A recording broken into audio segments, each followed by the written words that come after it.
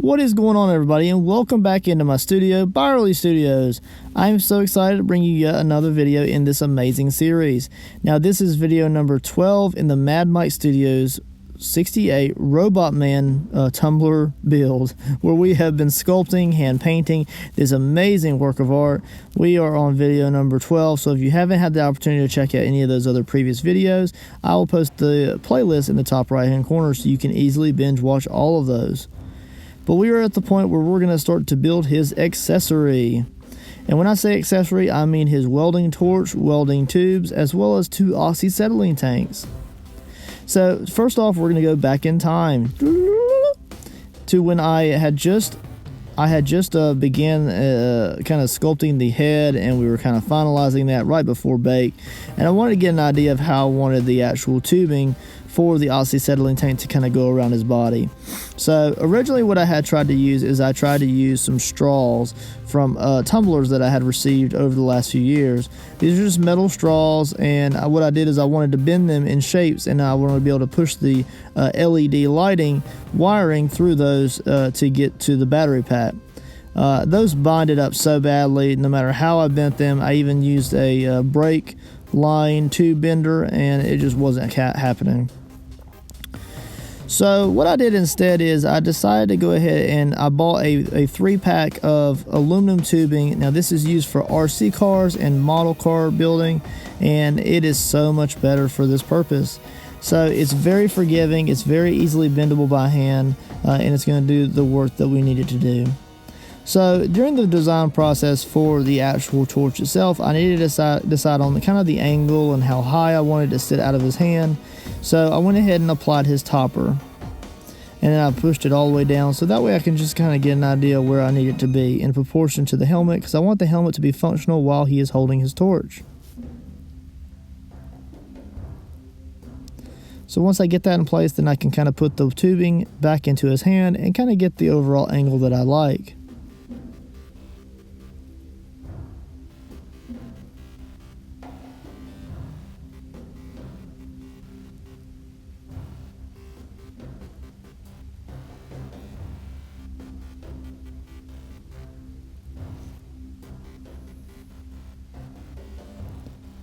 Now I'm trying to decide on the height that I'd like. I go ahead and use a permanent marker, and I'm just going to kind of mark where I would like the bend to begin.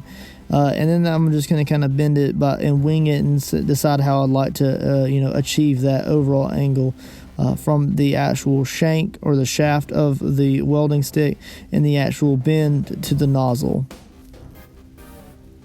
So I like this tubing, and I'm probably going to be using this moving forward just because you can literally just use some snips or scissors to score and cut this as you need to.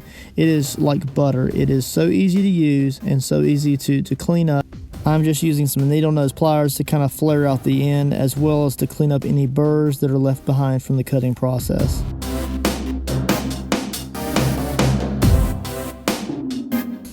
So you also see I'm kind of angling the bottom of the shaft, and I was thinking about making the actual tube of the acetylene tanks go straight down towards the back. I'm going to rotate the tumbler in just a minute, and I'm going to kind of show you how I was thinking.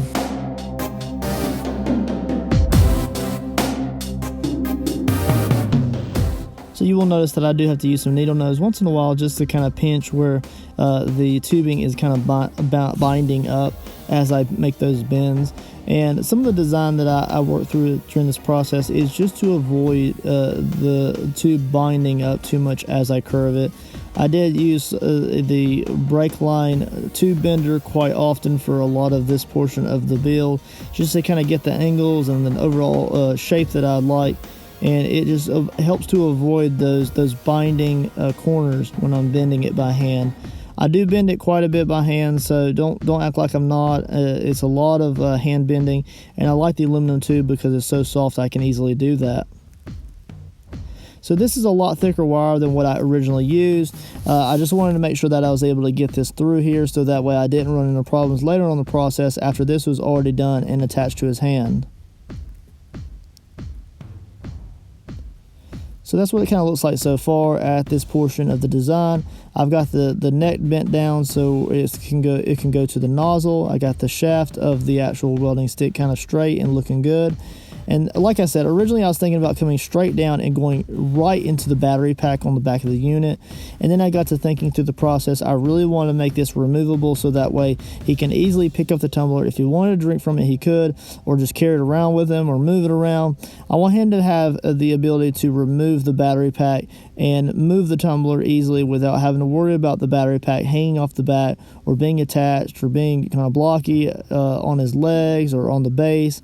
And if I were to make that tube go straight down and into the battery pack surrounded by clay or something like that, then that hangover right there when it's detached from the battery pack would just be an easy break point. So I knew that I wanted to have the tubing for his oxyacetylene tank go around his body. I angled his arm specifically on the left-hand side, his right arm, so that he could hold the tubes in his hand. It's kind of like he's welding or he's cutting some metal, and he's like keeping control over the hose, which you're supposed to do, right? So I went ahead and bent one of the tubes so that I can kind of get the general shape, and then I'll kind of straighten those tubes out so I can get the piping through there.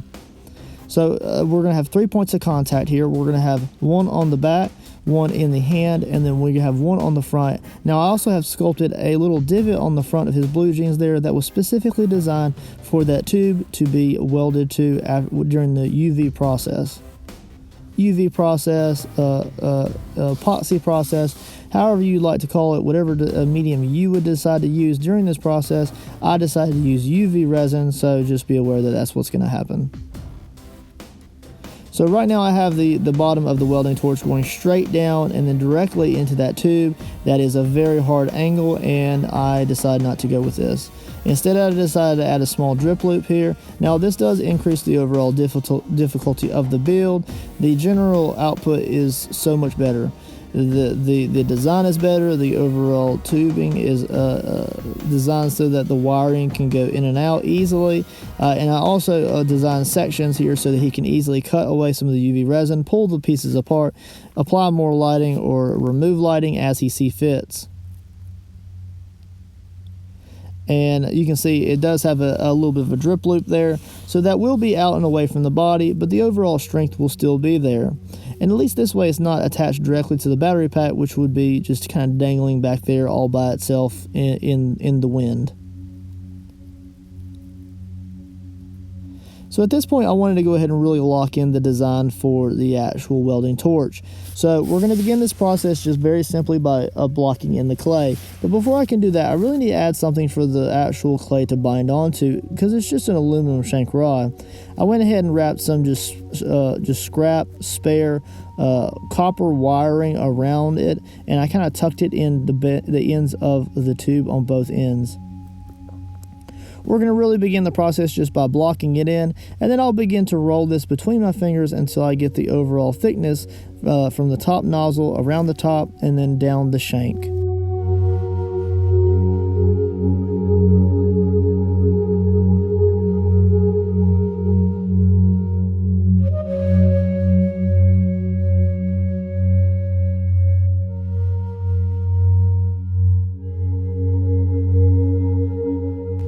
So once I begin to get the overall blocking in of the clay done, I'll slowly begin to just carve away at it, kind of thinning out where the nozzle is going to be, but leaving that larger portion at the top of the welding rod, where it's going to be a kind of a right angle there.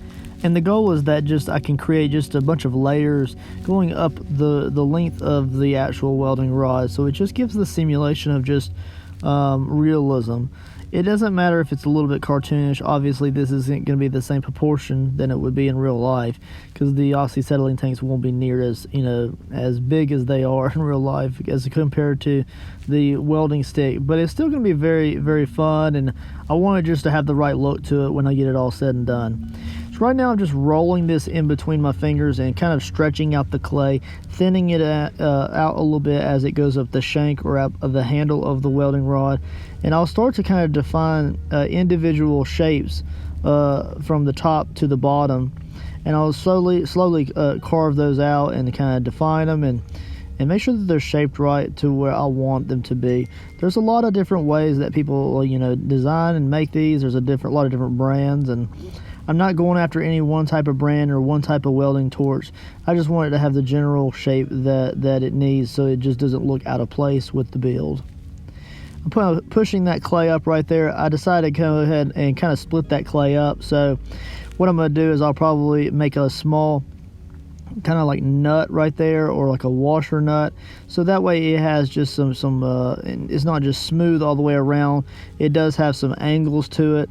And then what I'll do is I'm going to have a silver piece of pipe or shank in the very middle of the actual shaft, and then the actual lower portion of the shaft will be more of a thicker clay, and it's going to have more of a kind of a hexagonal net pattern on it.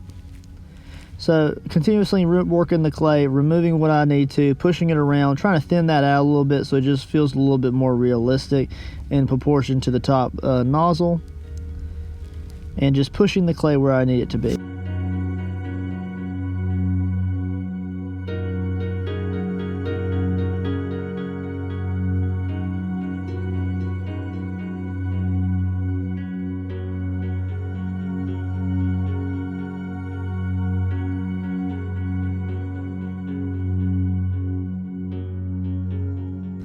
Alright, so with a lot of the shapes kind of blocked in there, I'm going to go ahead and begin actually shaping them into place, kind of refining them and just making them look more realistic.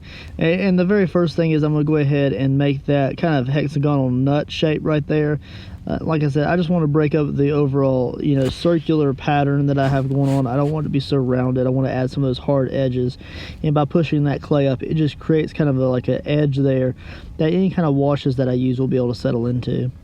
So that portion right there where it's really thin will just be a silver grayed out portion, and then it will go back into the bronze and gold color towards the lower shaft and the handle. So just slowly working that process, making sure that those are defined, and that way it kind of has that shape that I want.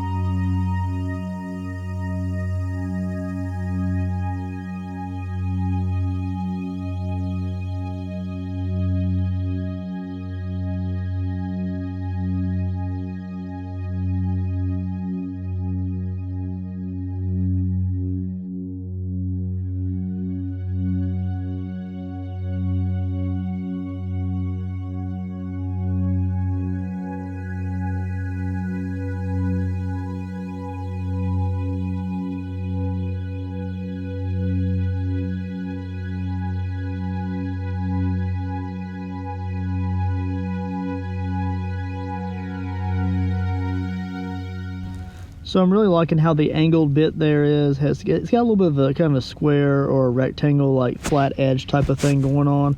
And then we have the nut shape, and then we have these thinned out silver shank. And then we're going to go ahead and finish blocking in and kind of refining the actual handle just a little bit. So I'm just going to go ahead and make this a little bit more meaty than the actual thinner portion of that shaft.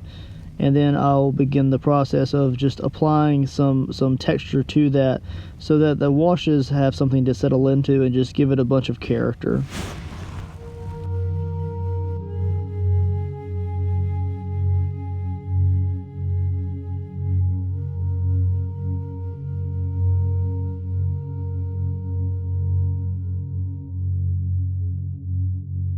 So here I am just using one of my curved end metal tools here. I don't know what the technical word for that one is, but it's slowly becoming one of my favorite sculpting tools, apart from the silicone tipped just blending brush. And I really do enjoy using it. Of course, you're pushing clay around, and it's just almost like a dental tool, that it's curved so you can get in those nooks and crannies and do what you need to do. And it's just a great tool. I'm finding that I use it for almost everything, whether I'm just blocking in something or just kind of refining some final details. So this is what it looks like in his hand so far. I don't mind pushing that into his hand because it's leaving little fingerprints into the clay. and that's going to give not only just an extra handhold for me to slide that into place when I get done, but it's also going to kind of make sure that the washes and things like that are kind of shadowed where I need them to be. The shadow and the wash is going to be shadowed more in his hand than it would be on the outside where the sunlight's hitting. You can see I used that existing wire basket I had used in his in making his wire vent on his welding helmet there, and I'm just using that same texture.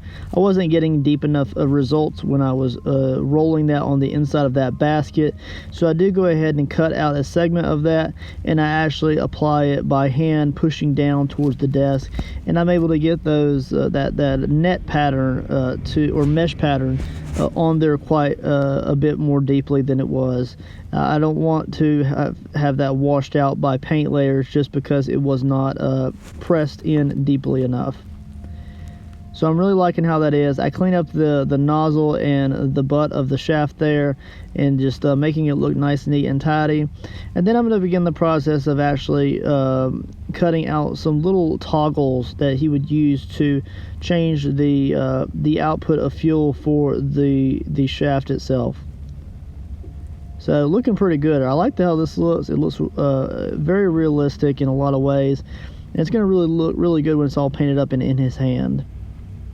So as you can see, this is a separate painting session. I do have some yummy coffee beside me. So while I sip on that, we're going to go ahead and create some of these toggles. Now, what I originally thought was I was going to create these almost the same way I did the adjustable gears or toggles for the inside of his welding helmet around the headband.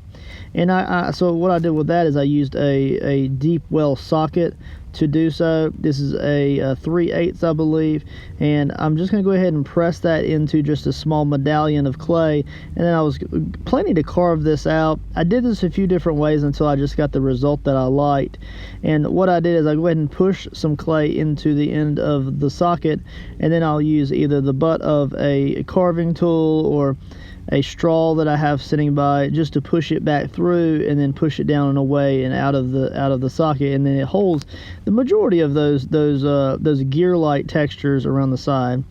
It's not absolutely perfect. It's kind of wonky. Applying the pressure to push that out does kind of distort it a little bit, and I'm completely okay with that. I'm able to remedy that and fix it a little bit here as we go along the process, and as long as I can get 4 little gears that look relatively the same, I'm really happy with that.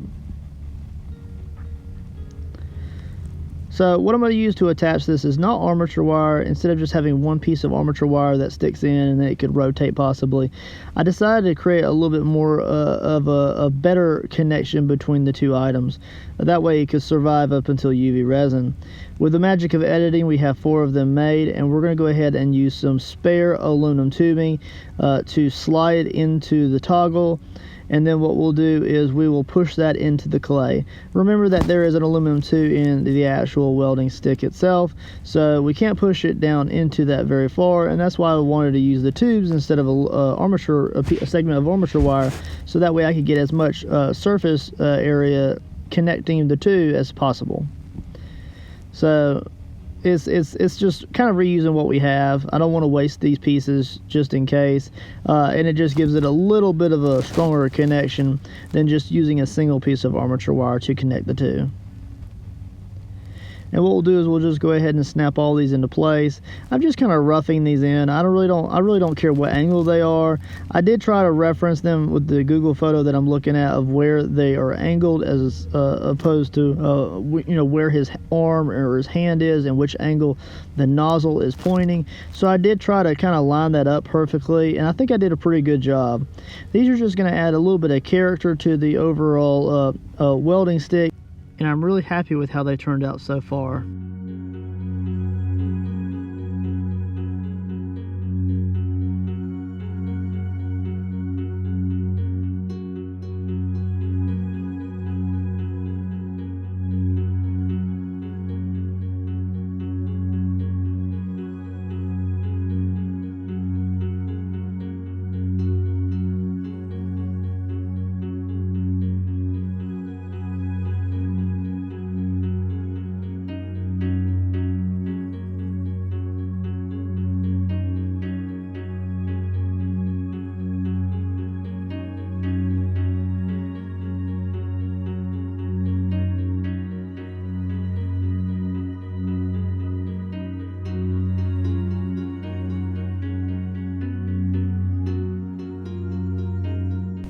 So although the straw that I was using kind of left an impression when I pushed it out of the socket, I really kind of started to embrace it, and I kind of like that. And what I decided to do is I'm going to paint that a silver tone instead of like the existing bronze.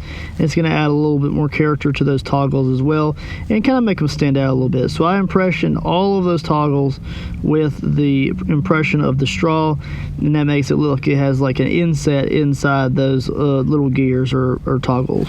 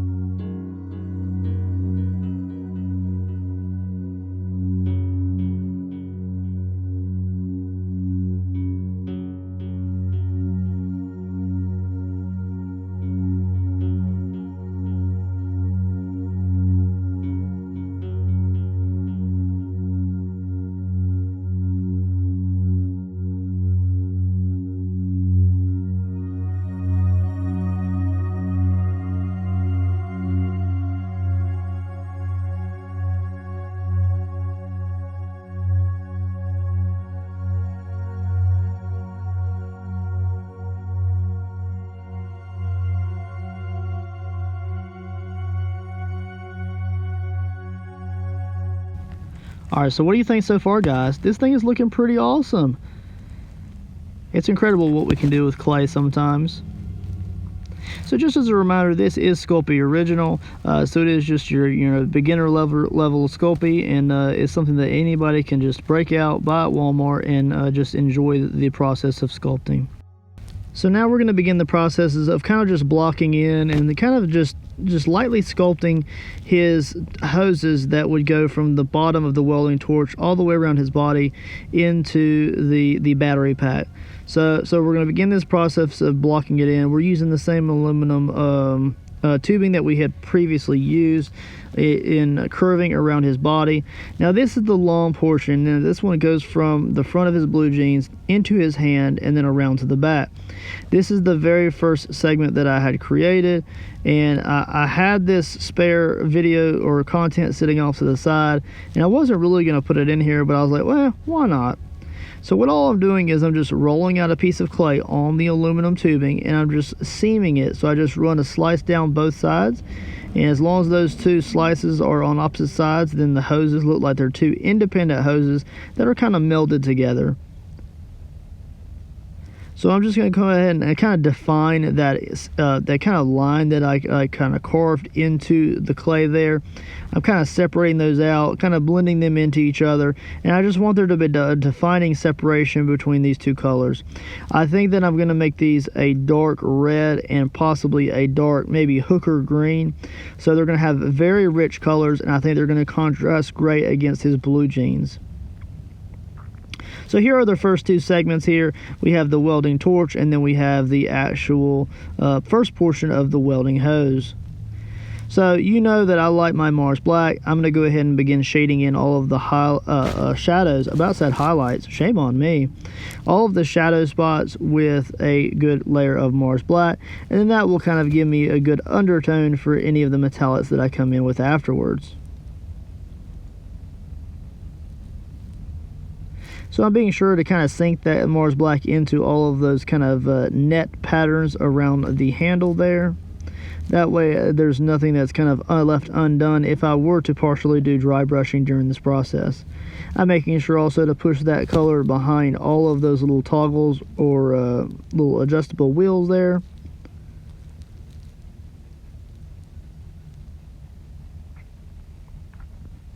Looking pretty good. So for as far as color, we're going to use antique gold and a pure gold, and then an antique bronze. A lot of this is going to be an antique bronze for the most part. I do highlights in the golds just to kind of add a little bit more shine on those raised spots, maybe where the light would be hitting kind of the edges of those little toggles. But for the most part, this is an antique bronze. And of course, don't forget that middle section there will be a silver. So I'll probably do a pure silver and also a sterling silver mixture between the two. Now this is a little bit of a process, kind of layering in the bronze and just letting that color build up a little bit over time. You can see that the Mars Black did shade quite a few of those little shadowed areas, and it's just adding a great undertone to that existing metallic.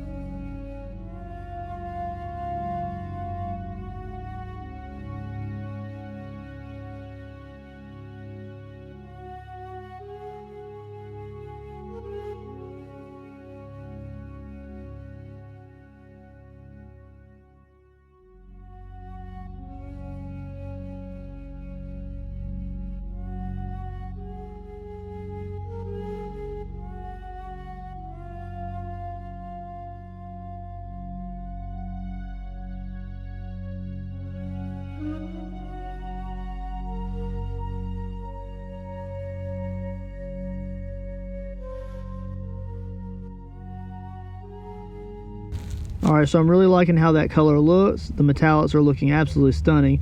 Now this is a wet on wet technique here. I probably should have waited until that bronze completely dried, but being as impatient as I am sometimes, I went ahead and jumped in with the silver. So right here I am using a sterling silver, and most of this is sterling. I do use a little bit of pure silver in there just because I felt like it was a little bit of a thicker paint.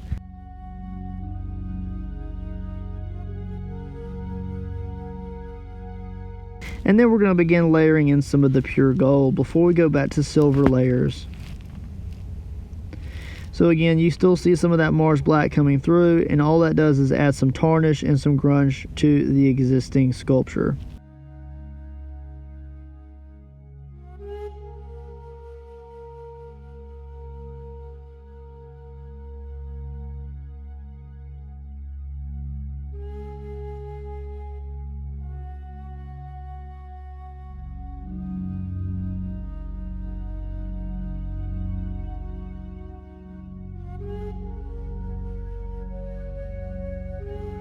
So you can also see here that I'm using just a watered down Mars Black mixture, and I'm just kind of in a very wet manner doing just a wet drip wash over any of those kind of little divots or changes in height or depth of those layers there. So I'm just kind of letting that drip down the edge of the rim of each of those layers, and I'm just kind of adding a little bit of darkness to those from where they were. Again, it's a very watered down version of a Mars Black, so it really doesn't shine through very much, and it doesn't have a lot of thickness. It's just very watered down, and you're supposed to apply a little bit of grunge and tone to those layers. Then we're going to go back to a gunmetal gray for the insides of those knobs there. I decided to go with gunmetal gray just because I wanted a little bit of a darker metal on those. And then that's almost all there is to it. I'm hitting with a heat gun just to see if there's any places that I truly missed. And I did decide to add a little bit more gold to the actual handle where that net pattern is impressed.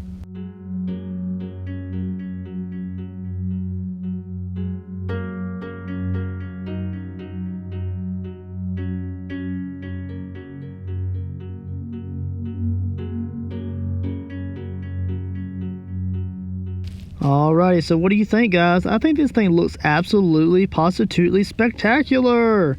Now let's take a look and get a glamour shot of how it looks in his hand. Every step of the way, this tumbler in this sculpted commission is becoming more and more badass, you guys.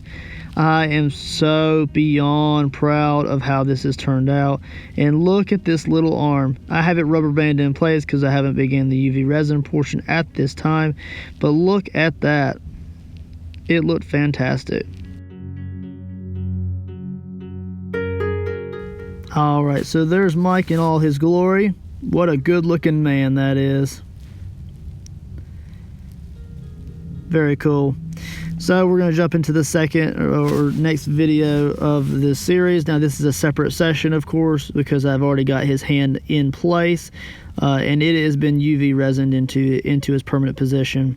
Now this tube that I have going around, you can see I've already coated it in red and green. I did that off camera, and I did that off camera for a reason. I plan to come in here in a few moments, and I'm going to show you the full painting process on just a smaller portion of the hose here, where it loops down and around and into the actual welding shaft. So you can kind of see I've went ahead and UV resin that to the front and to the back, and you just got to kind of prop it up so that it stays where it needs to stay while it cures under the UV light. Otherwise it kind of pulls away just because gravity does its thing. Alright, so now I'm beginning the process of truly locking in where I want that next hose to be, and I'm just bending the aluminum wire by hand until I get the general shape. I would really like to have it to where this is a male and female section here, where one end of the loop would slide into the end of the other section, so that way it just adds a little bit of connection between the two. If it were to be moved back and forth, there's less side-to-side action in the actual shank. And it also gives me a partial means and a way to kind of sit them into each other, just to know that when I get them bent into position, that they're going to fit perfectly together. You know, if I'm trying to line it up by ISI, then it might not be perfect, whereas if I'm trying to slide those ends into the other ends, because they slide into one another, I know that when they do slide in, then I've got it right before baking. So it's kind of a give and take. There's a reason for it, but at the same time, it's not a necessity for them to slide into each other. It makes just life a little bit easy. Alright, so here's our general shape. You can kind of see I slide one end up into the shank or the tube for the welding stick, and then I can kind of clean up the edges of that so that they fit, and then the bottom one will fit into the tube for the acetylene tubes that go around the back side of the body. And it is a little bit of give and take here, right? So this is where you can see those seam lines. If he were to want to take like just a small rotary tool, he could cut the UV resin at these seams and pull this apart, and then that way he could replace lighting or add more LEDs. He would just have to make sure that the LED lighting wire is just a small gauge, just because this has a lot of twists and turns, and we don't want that wire to bind up as he pulls new through. Unlikely to happen, but if he ever did, then this is a repairable item. So there it is. I really got that kind of locked in. I really like the shape of it, and then we're going to go ahead and get the clay on, get it baked, and then we'll jump into the painting portion.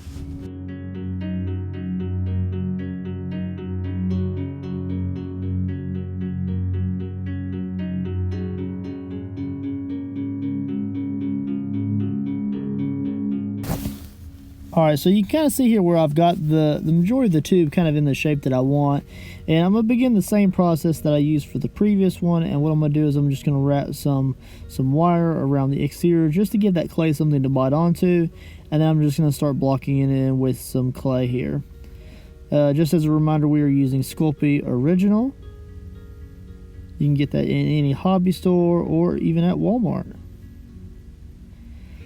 So I know this is very fast here, but I'm literally just wrapping that wire around there just to kind of coil it around there.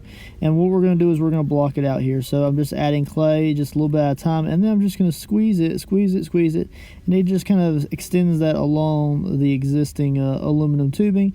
And I'm just going to continue this until I get the overall, just the kind of shape that I want. I don't want it to be a lot of varying sizes or diameters or thicknesses, whatever you want to call it. I just want it to be kind of uniform, and I just want it to look nice. I do want it to be very similar to the size that it was previously, just so it looks like it's one piece when I get everything put together with UV resin.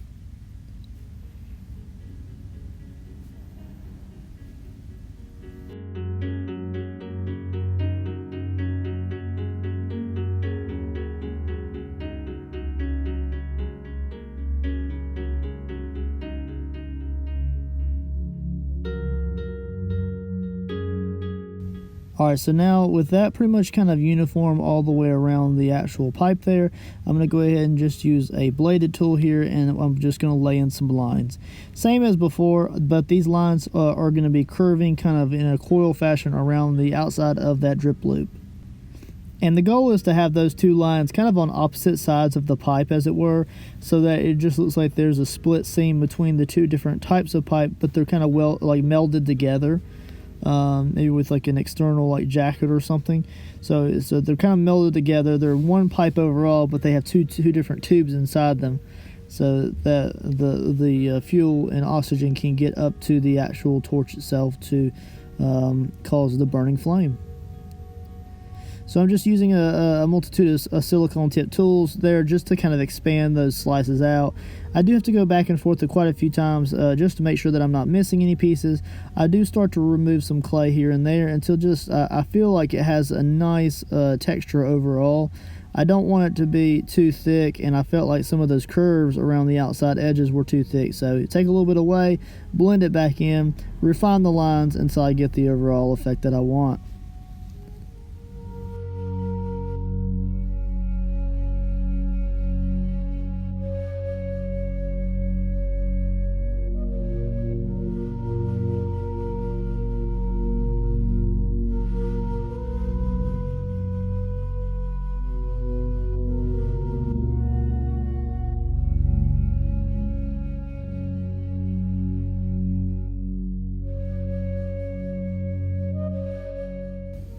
Alright, so with the sculpt work pretty much done, I go ahead and set this off to the side and I get ready to bake it up. And then once it's baked up, we can immediately run into some of the painting for this.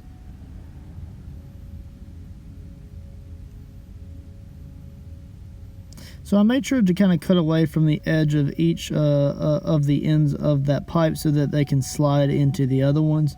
That way it just kind of makes it easy to put them together, kind of like a puzzle piece. So we're going to start this off by giving it a nice layer of Mars Black. You can kind of see there how it fits together. It's nice, neat, and tidy, and you can kind of see it gives it a nice swooping loop effect. I like that. You can also see here I did have a little propane tank here.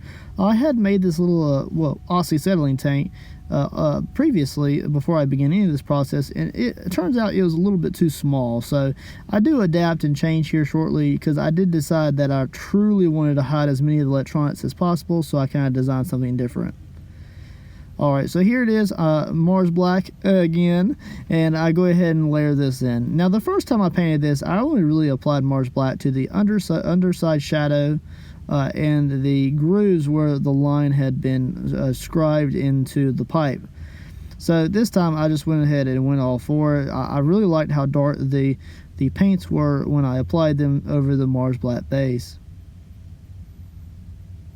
So you can kind of see here that when I apply that, it's very straightforward, very easy.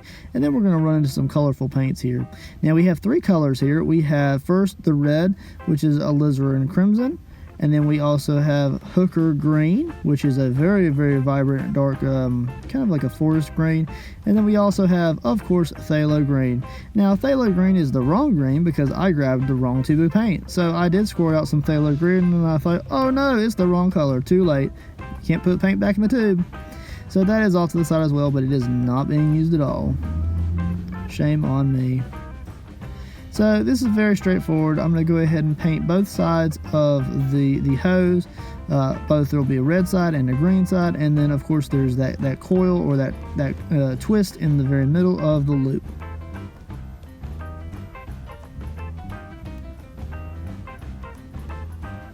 I really love how vibrant this red is on that black base. It darkens it out quite a bit, and I think it just gives it a really good tone.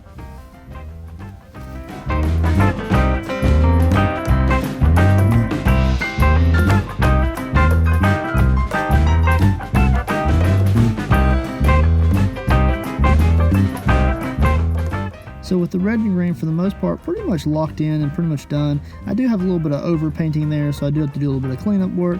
I'm going to take some watered down Mars Black, and I'm going to go ahead and run that along the interior of the separation between the two different colored hoses.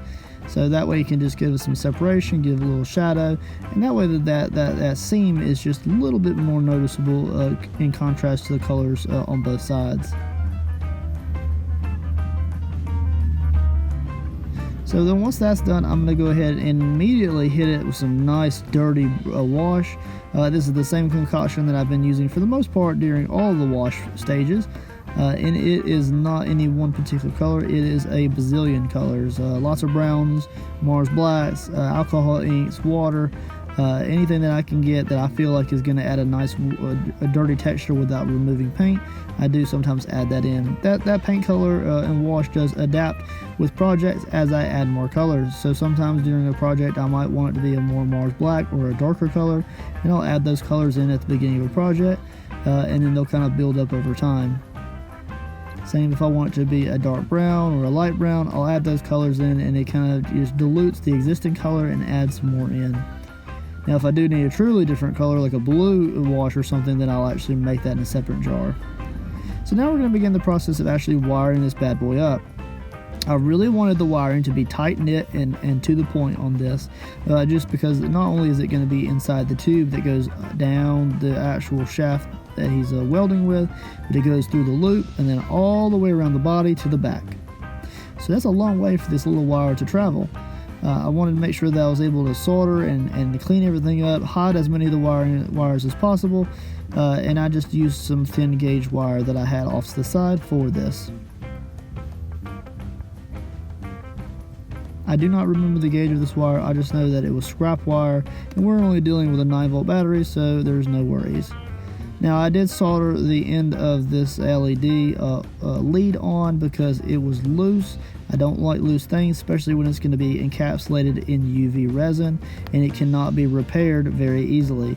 So I went ahead and twisted that on, and I know, guys, don't judge me. I know what you're going to say. I am using a lighter to do my solder work. I cannot find my soldering gun, so I'll probably have to buy a new one soon. If I do get a new one, then I might do a review on it or something. I'll probably get something a little bit more advanced than what I had previously. So I'm just using a little lighter with some thin gauge solder just to kind of make my soldering joints. Throw a little bit of heat shrink on there so it doesn't rub up against anything, and then we're going to get this put into position.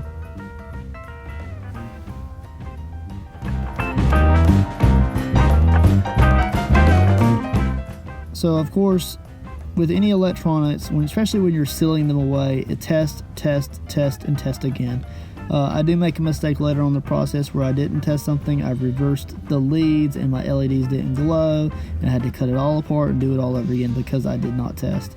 Always test everything that you have, everything you make, and make sure you hook the leads up the correct way so that way everything works seamlessly. So the LEDs did kind of evolve over time, and there's no problems with that. I'll post here in a few moments a diagram of the wiring that I used for this project and how I designed it. A lot of the parts for this wiring circuit are detachable, so everything can be adapted and changed over time. So again, testing the light there. Over and over again testing.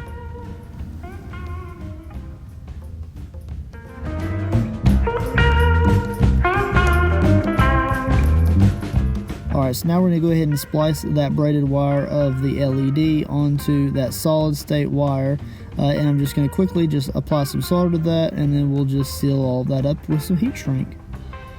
So very simple connections here, very easy, very quick, very to the point, not over complicating it. Again, like I said, I am using a lighter to just heat the wire up really quickly, apply some solder, and call it a day. Don't judge me, guys. I will get a new soldering gun soon. Alright, so there it is. I'm testing that wiring all the way through the tube circuit to the very front of the LED, and it does successfully work. I am very rough with my wires here, so I just want to make sure that nothing gets damaged. And now we're going to begin the process of getting ready to drill out the flame. Now this is just a very simple two-part epoxy resin made flame. I had actually used a geode silicone mold to make this, and then I applied hand mixed glow paints and inks to create like a multi-layered glow effect. So, and then I drilled a hole in the back end of that so the LED could slide into it, and then there is the torch flame that comes off of the end of the torch.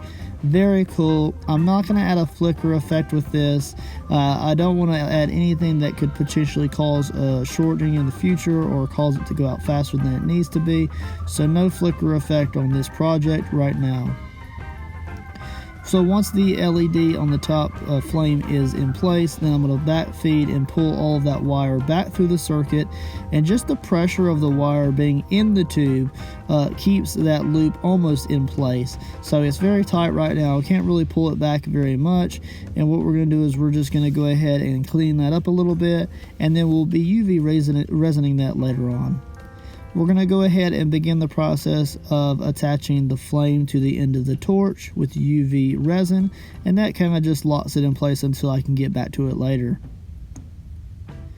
I do go ahead and go over the flame one more time just for demonstrational purposes, and this is just what I did. I went ahead and applied just little layers at a time with a popsicle stick, inks, glow powders, so that way when it does lose its light, if it's out in the shop or something under heavy lights, when the lights go out, this does glow. So it's very bright, very noticeable across the room. So this is what it looks like so far, coming up to the torch flame. Look how great that looks, you guys. I am beyond excited about this, and look how great it looks in the dark. Alright, so before we run into the back circuitry, I'm going to go ahead and break away. I'm going to show you an LED diagram of the entire circuit right now. Alright, so let's jump into the circuitry for this Mad Mike Studio 68 build. I know that the wiring is quite simple here, but I still thought that it would be kind of cool and kind of interactive for me to include the circuitry diagram into this. So as I stated before, I have that breakaway piece so that they can use a DC or an AC power source. We're focused on more so the DC here. I put the AC there too, just to have it there. And I'm signifying the connector point as a switch there. So we have the AC DC coming up into the switch, and then I have it coming up into another switch, which would signify the disconnect to the line that is going around the oxyacetylene torch tubing up into the torch. At the top of the page, we see we have two LEDs there. One is the welding shield, and then the other one is the welding torch. Alright, so we're going to go ahead and put that disconnect there for the welding torch. I'm using just a switch to signify that disconnect. And then you can see there, then we have the circuitry working to the welding shield through the switch. And then there is the second one. So there it is, fully connected there. And of course, if we close that, then it goes to the AC. Right now we have it on the DC, and that is a 9-volt battery. Go ahead and add a label to that, Mad Mike Studio 68, so I can save this diagram for later. And I forgot to put the actual button in, the switch button. So I went ahead and put one of those in, and then there it is, me testing it out. I was like, well, if I'm going to make the diagram, I may as well make it as realistic as possible. So there it is in all of its glory. Very cool. If you need to hit the rewind button and pause it for a second to see that circuitry diagram, you can. But it's very straightforward. I made a lot of it detachable so that the 9-volt battery can be swapped out for an actual 5.5 male end of a actual power outlet that you would plug into an electrical socket. I do have a light switch there so he can turn it on and off. And then I also have the back LED wire that goes into the oxyacetylene tank pipe detachable as well. So there are multiple detachable points here, so if he wanted to add more circuitry or switch things up or change the way the lights are, or if he wanted to come in and add lights around the helmet, then he could do so. Once he has the object, I just wanted to be kind of customizable. So like I said, the 9-volt battery is detachable here, so I'm just kind of thinking to myself how I can make all of these wires as neat and tidy as possible. And I finally decided just to put it in a glitter bottle, you guys. I emptied out a glitter bottle, and then I went ahead and drilled some holes just for ease of access, and I was able to easily remove the battery and squeeze everything into this nice itty-bitty, well, not itty-bitty compared to him, but small enough jar, a glitter jar. And it keeps all of the electronics super encapsulated, and it's really nice, neat, and tidy, and I really am digging it. It is slightly bigger than what I originally designed, but I decided to make the oxyacetylene tanks a little bit larger anyways. So here are the acetylene tanks. I began by just laying down 2 bottles of glitter, 2 different sizes, and I went over those with some aluminum foil just so I could remove those bottles later before baking. And then I went ahead and started laying in and blocking in some Sculpey original clay.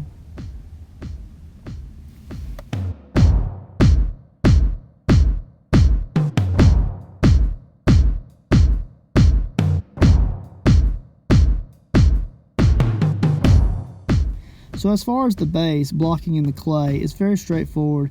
Now I didn't make it super flat, and I also didn't make it super kind of molded to the concrete base behind his acetylene tank hosing there. I wanted to find that kind of common ground. So if he chose to put it up behind the arm, behind the hose, and prop it there, he could technically do so. There's a little bit of an overhang there, but he could also technically just lean it up behind the sculpted item itself on a shelf, or he could actually bring it out forward and kind of lean it. But I didn't want the base to be completely flat to where it wouldn't sit evenly on the concrete either. So I kind of met in the middle, and although the bottoms of these are not completely flat, if you want to say like wrap a little train around it and like hook it to like a little post that he created or out of metal or something like that, then he can kind of move this around. More than anything, these acetylene tanks were really of an afterthought. I just wanted a way for him to technically hide the LED circuit if he wanted to, without it just being just inside the cup from the cup topper. So I really just wanted him just to be able to kind of control it and move it and try to change things up if he wanted to. And you'll be able to see here shortly that I left room in this acetylene tank design so that if he wanted to add a secondary jar of more circuits, then he could do so very easily, and he can just tie them into what I've already designed here. So these can hide more wires than what I have here, and that's the way I specifically designed them, so that if he chose to, he can expand his circuit if he wanted to. He may not want to do that. He may just want to keep it bare bones the way I have it, but if he wanted to, then I gave him that option.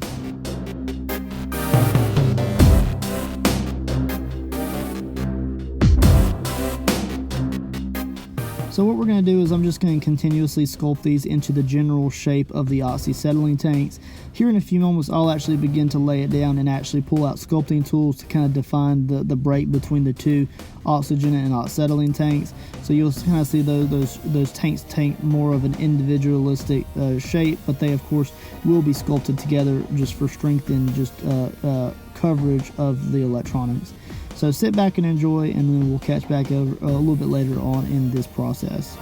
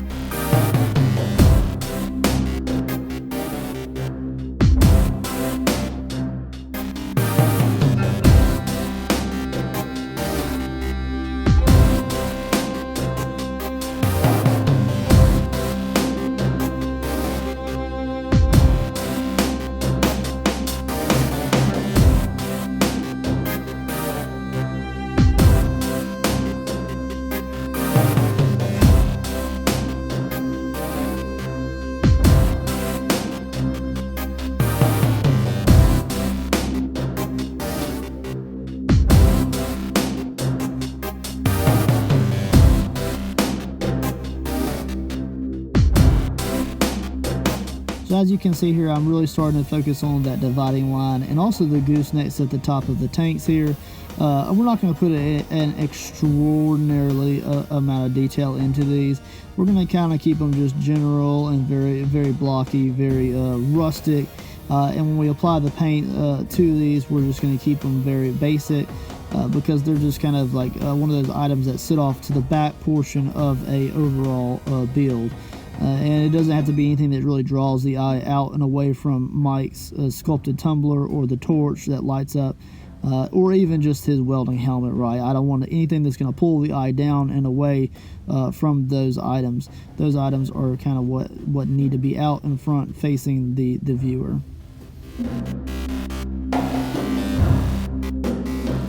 Alright, so you can see here I'm also going to go ahead and block in and add 2 pipes out of the top of the oxyacetylene and the oxygen tank.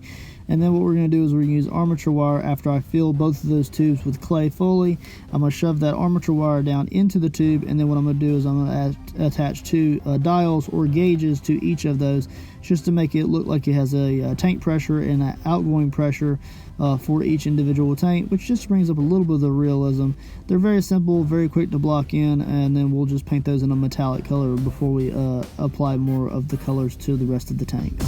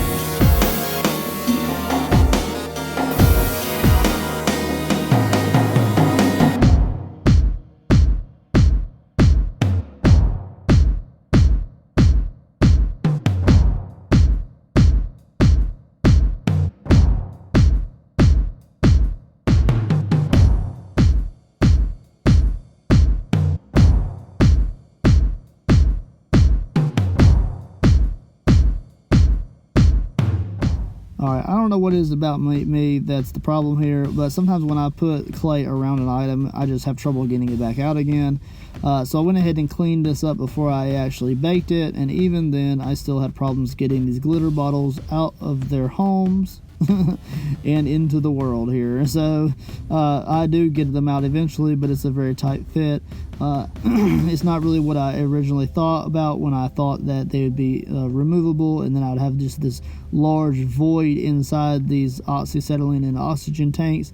But for the most part, it works out. I go ahead and give it a nice baking, and then we're able to get these glitter bottles out with a little bit of challenge before we can do some kind of carving work to fit the bottle back in, because it turned out to be a little bit tighter than I had intended.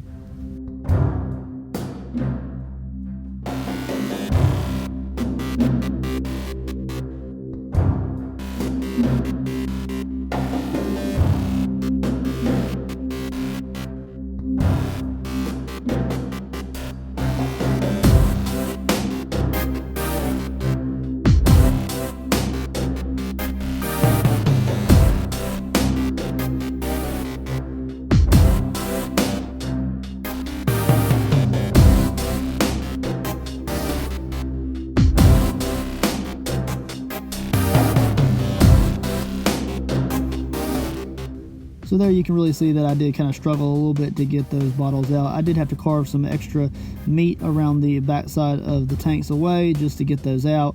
Now I did bake it with the aluminum foil are still attached to the interior of those tanks, and that just added a little bit of strength to the inside of it, so that way it didn't warp or shrink or expand too much, and just change the overall shape of those thin walls. So I cleaned it up a little bit, and then we're going to hit it with a good long bake.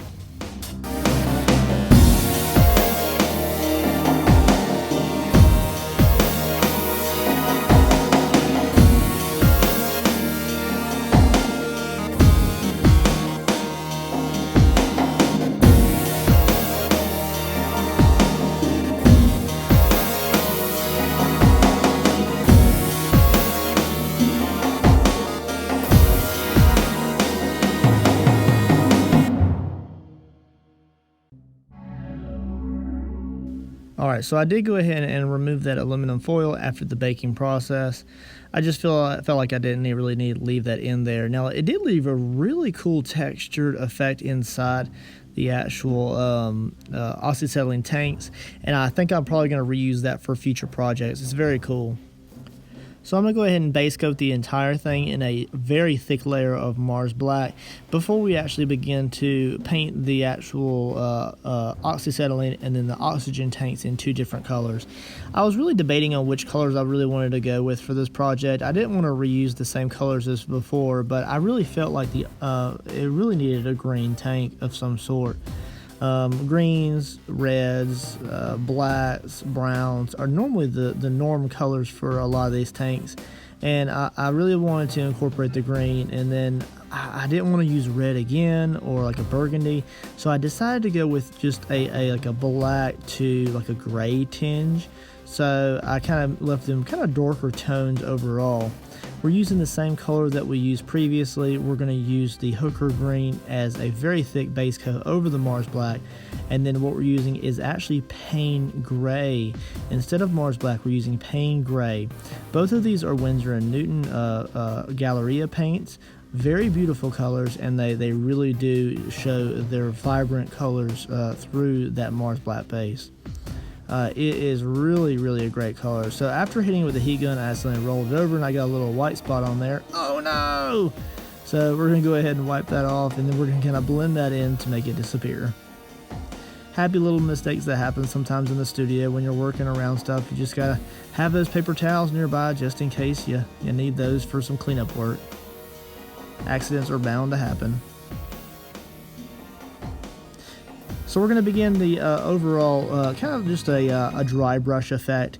I'm introducing titanium white into both of these colors just to build up some higher levels of maybe a higher tone, perhaps. Not really a glare effect, but I just wanted to give it maybe some dry brushing, some highlights, just to give it a little bit of character instead of just an all flat color.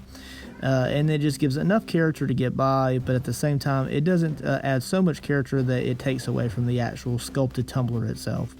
So just enough to, detail and some brushwork just to get by.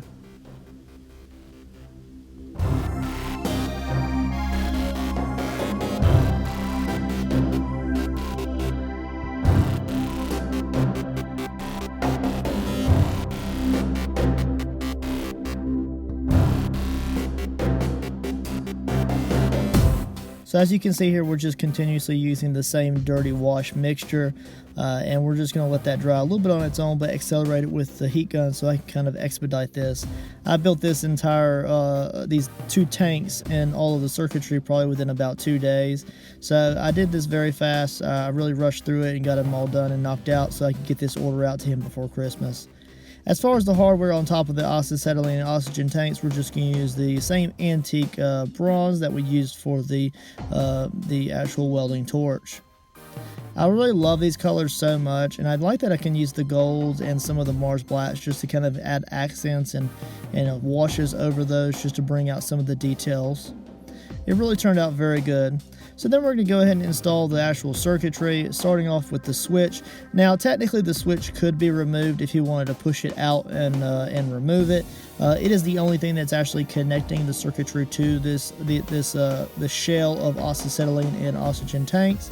There it is, just testing it to make sure everything works. And you can kind of see that there's a nice loop here going into the encapsulated plastic container with all the circuitry.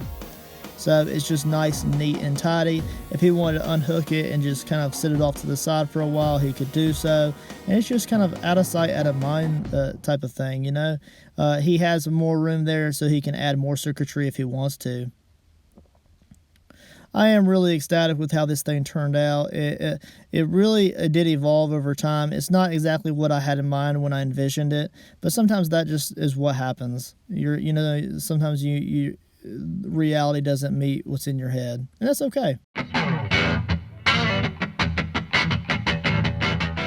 So I did double check everything here just for quality assurance, just to verify that everything was indeed working properly, make sure all of the soldering and everything was really holding up to wear and tear. I did give it quite a bit of shake, and I was really rough with it. So as we roll into these glamour shots, I would like to appreciate everybody who took the time to watch the entire MadMikeStudios 68 commission build. It was a full 12 video series, and I'm so glad that I was able to put all of this work in detail, not only into just the item, but also into the content, so those who want to can go back, watch some of the videos, see how I did particular things, whether it's just sculpting or hand painting, resin work, LED work, whichever you'd like to see, it is here for you. I'm so excited with how it turned out, and I hope that MadMikeStudios 68 Mike really enjoys this product. Now, I will be posting a video number 13 over the next week or so, and Mike will be having exclusive access to that until this video series has ended. So shortly after this is posted, I will be releasing that video, and it will be an encapsulated video, not only just me showcasing the actual full built sculpted tumbler, but also all of the entire highlight clips that I've collected through the entire building process. That includes all of the sculpting and the hand painting highlight clips. Basically every step of the way through every stage.